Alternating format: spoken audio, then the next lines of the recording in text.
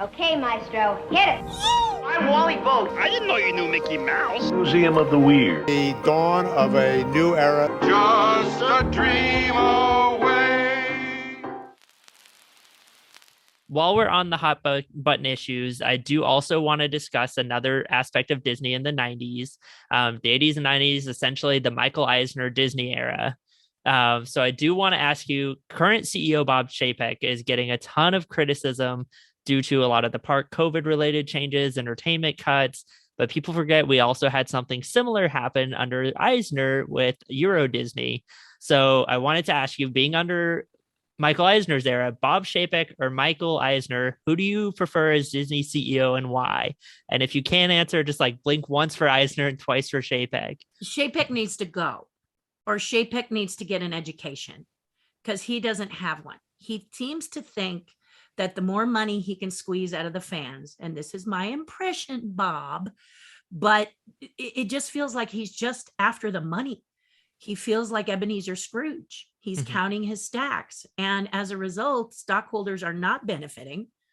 He said for a while, I figured he could have the support of the stockholders and feel empowered because the stockholders were making their money. And my loyalty is to the stockholders, possibly, would be a statement that he makes. But that's not true. The stock is going down because fans are brokenhearted. And he keeps just hitting them with more and more and more and more fees.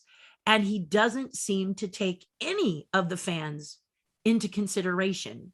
He doesn't seem to understand that Walt would like everybody to enjoy the park. So how about you figure that out? Michael Eisner. Michael Eisner dreamed of a park in Paris, and he wanted the park in Paris. Yay for that. We all wanted the park in Paris. We all wanted this park. But Michael also wanted Disney to be a little more raw. So he created a little film company for Disney to have Hollywood pictures. And he started to take from his biggest money maker, money generator, the Disneyland parks, in order to pay for this new film ventures where he could do non-G-rated films. Now, the one thing I will give Michael Eisner is he didn't try to do a non-G-rated film under the Buena Vista Disney Pictures logo, because parents had come to trust that logo to mean they can take their kids and not be shocked when their kids see something they shouldn't see. Always, if you saw the Disney logo, you knew it was kid and family friendly. So Eisner thinking, if I want to do something that's not quite family friendly, let's do a different letterhead. Let's do a different logo, which is quite brilliant, actually. But the problem of being an Imagineer creating Paris was that one day your budget is $5 million and then next it's 2.1, and all of a sudden you're being told that you've got to cut things out that you've designed because you no longer had the money to produce it. And it really made all of us angry. We really were not happy with him taking the money from us as we built Euro Disneyland. Now, I do understand you got to get a little bit of payback on Michael Eisner at one point as baby. Can you tell us a little bit about that moment? Oh my goodness. So all the Imagineers are so mad. They're just like, if I have to come in another day and he's taken from our budget, So Brian gives me a holler and he says, Terry, Disney has asked us to do a celebration for what I believe was the 20th anniversary for Walt Disney World. That's the one where Whoopi Goldberg went bouncing around, and I think she was dressed in her Sister Act costume, and she would go to different trailers, or they would go to her trailer or whatever. And one of the sequences was to have baby Sinclair be in Michael Eisner's office and sit in the chair of Michael Eisner's chair. And when Michael Eisner comes and sees baby, he says, "Baby, what are you doing?" And baby goes, "Number one, number two." And he goes, "What?" And he reacts. Okay. So that's how Michael Eisner discovered baby. And then they said that there was going to be this conversation where baby hits Michael Eisner in the head with a baby bottle and says, "Wise up." Okay. Which he always did. And on the show. So Kevin Clash wasn't available. Kevin Clash was the voice and was the character of baby. I was baby's arms, and John Kennedy identity was baby's expressions, eyes and brows. And puppeteers are usually in teams. So very few people do the character all by themselves, with the exception of Kermit the Frog, which was always Jim. But when you see Fozzie Bear, there's a right hand. So he's working with somebody. Many people, puppeteers, are often working with other puppeteers as a team. Baby is no different. 3 people coming together to create a very wonderful and whimsical character led by Kevin Clash. Well, Brian Henson ended up being the person who performed Baby for this particular event because Kevin wasn't available. And Brian, all the way down to the studio, said, Terri, behave yourself. Don't. Michael Eisner, I'm telling you, I know you, behave yourself. And I'm like, okay, I'll be good. So when we got there, there was several men, about 2 or 3 executive types, who came in with various baby bottles that were inflatable, bottle, so it was a kind of a squishy bottle. And Brian said, we can't use those, guys. Baby has a very distinct bottle, and it has a dinosaur in it. And so people are going to know if you trade that out, we have to use the actual baby bottle. And they're touching it, and it's a hard plastic. And Brian says, don't worry, Terri will be very careful and delicate. And I'm like, and he goes, you will. And I'm like, I will. So we get to the scene and we are introduced to Michael Eisner, and he looks behind. I'm got baby's arms here, and I have the chair, Michael's chair here. And I'm actually reaching around the chair into baby's arms to puppeteer the arms. And I'm looking down at a monitor below, and Michael comes around the back and says, oh, you're the arms. And hey, hi, Terri and Brian Henson. A pleasure to meet you doing Baby. And then hi, John, doing the eyes. And so we do a rehearsal, and we shoot the rehearsal, and the baby goes, tap, wise up. And Michael goes like this. Can we do it one more time? Tap, wise up. And so then he leans behind the chair and he says, Terri, he says, I really think it's nice that you're trying not to hit me, but I'm not the best actor in the world. So if you could really hit me, then I would really appreciate it. Oh, thank you, Jesus.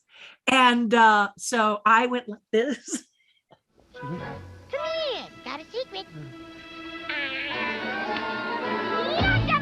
And Michael fell back, grabbed his head, fell back. The bottle went crack. He fell back, and they cut. And the guy in the booth said, we don't need to foley that. And so I told everybody, I told all the fans, I told all the Imagineers, you got to watch the Baby Sinclair sequence. You're going to love this. I did something just for you guys. It involves Michael Eisner, and people wrote to me and said, oh my God, that was so good. It was like, I can't believe how you finagled that. And I was like, I didn't do nothing. You told me to be delicate. I was delicate. And then he's the one who told me to hit him. And he goes, I don't know how you worked it out, but it was great. It was great. It was, I'm not even going to tell you. It's one of those moments where you just feel like you get to be able to celebrate with your friends and say, this is for you guys. Check it out. I can tell you, I can name at least 100 people that would equally love to do the same thing with Bob Chapek right now. So I understand 100%. You just need to have a sit down with this guy and say, I don't know who told you this is the way to do this, but do yourself a favor and make yourself be incognito and walk around and listen to what the people are saying, and then listen to the fans. It's so easy to listen to the fans of Disney. You guys all know so much, and you have great ideas, and you love the park. It's your family, and Chapek is insulting everybody's family, and he's wondering why they're booing him off stage. It's because he's the villain, and he's so blatantly dissing their family. And you can't diss a person's family. They're gonna rise up and they're gonna be angry, and they will support you if you just let them feel that they're a part of something special. They'll be right there for you. So as Imagineer, everybody asked me, what would I do? I'd like to figure out a way you could lower the prices so everybody could go, but that's kind of a dream. And I don't know if that's possible. But one of the things that I say on my channel that I broadcast, I have an Ask Me Anything Fridays on YouTube, and people can ask me anything. One of the questions they often ask is, what would I do? I would create a ticket that people could come in and not ride the rides, just see the parade, eat the food, shop. Maybe it's just a few hours, maybe it's not the whole day, but it's a few hours that they could shop in the shops and listen to the music and people watch and see a parade or whatever. And then maybe a la carte some of the rides that a person could look at a menu of rides that they could purchase. Because if you have kids that are too short for some of the height requirements and they have to pull full price to go in, they're not going to ride these rides. So they could pick 2 or 3, pay a little lesser fee, and children can get a taste of Disney. It's so funny you're talking about this, because you're going back to basically the ABCDE ticket attractions, which is what was the original intention. Original intention was great back then because they didn't have anything else. And they, Walt was getting sponsors like Bank of America and GE and characters like that. He did have those sponsors. It's just that the sponsors didn't have their name across, it wasn't called GE Small World. It was called Small World sponsored by. That's the thing that drives me crazy about Starbucks. We don't need Starbucks on Main Street.